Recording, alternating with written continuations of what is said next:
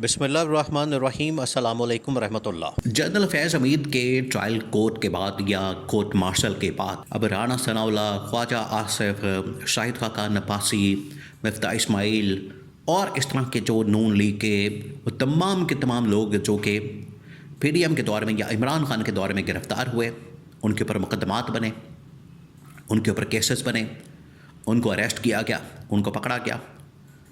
वो तमाम के तमाम लोग अब खुलकर सामने आ गए हैं और बातें कर रहे हैं और उनकी जानिब से कहानियाँ सुनाई जा रही हैं कि किस तरीके से हमें विक्टिमाइज़ किया गया।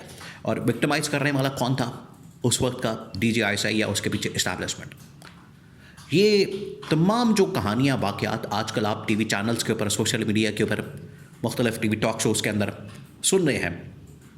तमाम के तमाम बड़े टीवी टॉक शोज़ के अंदर आजकल यही डिस्कस हो रहा है। देखिए, पाकिस्तान में आज अगर सबसे बड़ा कोई हॉट टॉपिक बना हुआ है, इस वक्त सबसे बड़ा कोई डिबेटेबल इशू बना हुआ है पाकिस्तान में, वो सिर्फ बना हुआ है जनरल फैज़ हमीद, उनसे जुड़े हुए वाक़यात, उनसे मुतल्लिक़ कहानियाँ, उनसे मुतल्लिक़ तमाम की तमाम चीज़ें वो डिस्कस की जा रही हैं। कोई और मामला डिस्कस नहीं हो रहा।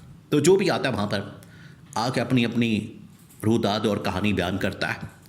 कोई शहबाज शरीफ की कहानी बयान करता है, कोई नवाज़ शरीफ की, कोई मरियम नवाज़ की, कोई अपनी कहानी, कोई कैप्टन सफदर की, कोई ख्वाजा आसिफ अपनी कहानी बयान करता है, राना सनाउल्लाह। अब इनकी जो कहानियाँ सामने आई वो बड़ी दिलचस्प है, वो आपने सुननी, उनको आपने गौर से सुनना है, क्योंकि वहाँ से आपको 2-3 चीज़ें मिलेंगी जो बहुत अहम हैं।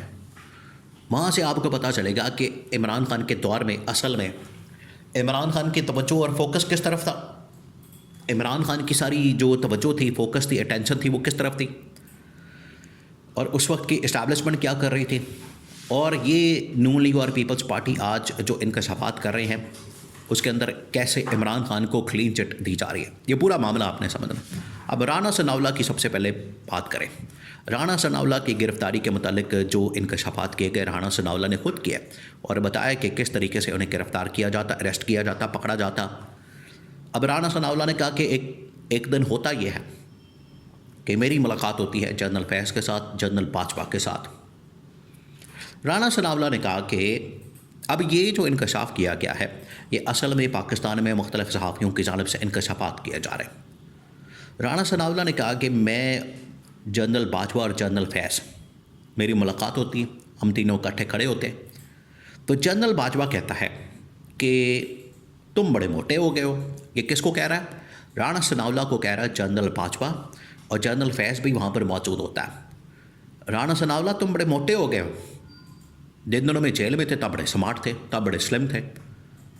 तो फिर जनरल बाजवा जनरल फैज़ को कहता है कि राना सनाउल्लाह को दोबारा से स्मार्ट करो। इसका क्या मतलब है कि पहले जो जेल में डलवाया वो भी जनरल बाजवा, जनरल फैज़ ने डलवाया, और अब जो इंस्ट्रक्शन आ रही, पैगाम आ रहा है कि दोबारा इसको स्मार्ट करो, यानी कि दोबारा इसको जेल में डालो।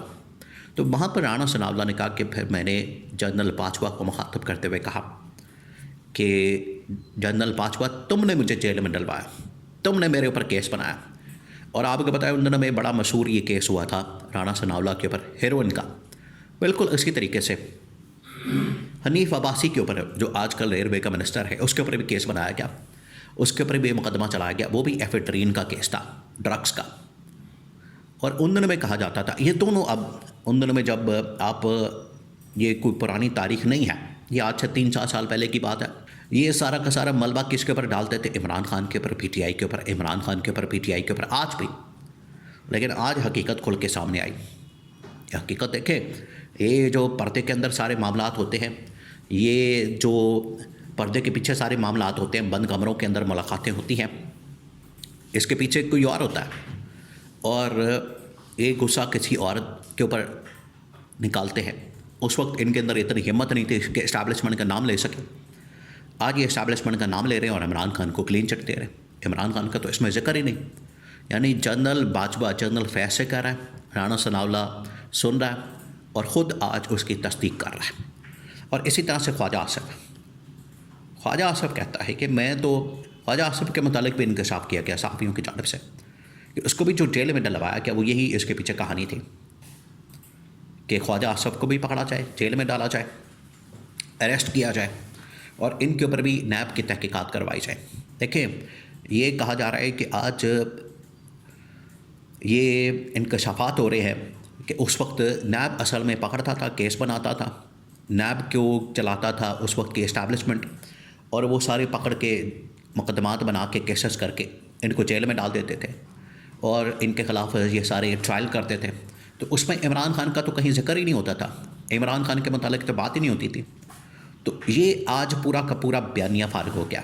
ख्वाजा आसिफ के मुतालिक भी कहा गया कि ख्वाजा आसिफ के ऊपर नैब के केसेस बनाए गए। देखिए, ख्वाजा आसिफ की जहाँ तक बात है, अभी कुछ अर्सा पहले ही आपको याद है उसके ऊपर जो मुकदमात बने, केसेस बने कि उसने किस तरीके से वहाँ पर एक ब्यूरोक्रेट को नवाजने के लिए उसके साथ लेन देन करके या उसके साथ मुकमका करके या उसके साथ मामलात को तय करके उसने क्या किया, उसके ऊपर क्या कहानी बनाई, उसके ऊपर क्या मामला चलाया।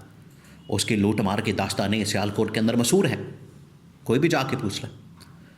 अब ये जितने वाक़यात बयान किए जा रहे हैं, जितने भी इंसिडेंट हैं, राणा सनाउल्लाह की गिरफ़्तारी या ख्वाजा आसिफ की गिरफ़्तारी, और इवन के आप अगर टॉप लेवल की बात करें, नवाज शरीफ लेवल की, मरीम नवाज लेवल की, शहबाज शरीफ की, उसके बाद ये सेकंड लेवल की लीडरशिप, इनकी गिरफ़्तारी के मुतालिक आज तक इमरान खान ने, और इनकी गिरफ़्तारी के लिए आज तक इमरान खान के ऊपर कभी भी ये इल्ज़ाम नहीं लगाया गया कि इमरान खान ने पकड़वाया, इमरान खान ने अरेस्ट करवाया।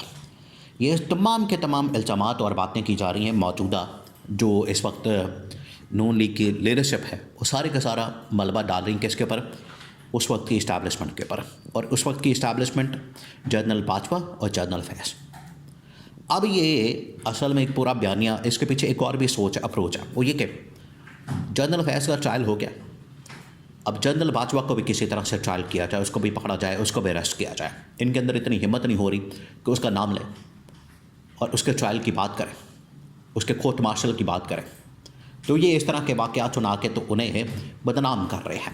ये इनके अंदर इतनी हिम्मत और जुर्रत नहीं कि जब वो मौजूदा सेटिंग DGI थे, आर्मी चीफ थे, उस वक्त ये बात नहीं कर सके। आज वो चले गए हैं और जनरल फैज़ जेल में है या उनके ऊपर सज़ा कोर्ट मार्शल के बाद अनाउंस की गई, तो आज उनके ख़िलाफ़ ये सारा कुछ कर रहे हैं। ये साबित करता है कि दो चीज़ें, एक तो ये कि फ़ायदा उठाते हैं और नुकसान के ऊपर ये शोर मचा रहे हैं, फ़ायदे की बातें नहीं बता रहे कि किस तरह के इनको ऑफ़र्स आती थी, किस तरह से इनको गवर्नमेंट की ऑफ़र आती थी, हुकूमत की ऑफ़र आती थी, किस तरह के इनको NRO मिले, किस तरह के इनको केसेस माफ़ करवाए गए, ये तमाम चीज़ें ये बताएं फिर खुलकर। अगर इनको नुकसान हुआ, उन दिनों में गिरफ़्तारियाँ हुई, अरेस्ट हुए, बाकी चीज़ें हुई, तो वो मामलात भी सामने रखें जिसमें इनको फ़ायदा पहुँचा, इन्होंने बेनिफिट लिया, वो भी रखें ताकि कौम को हकीकत का पता लग सके।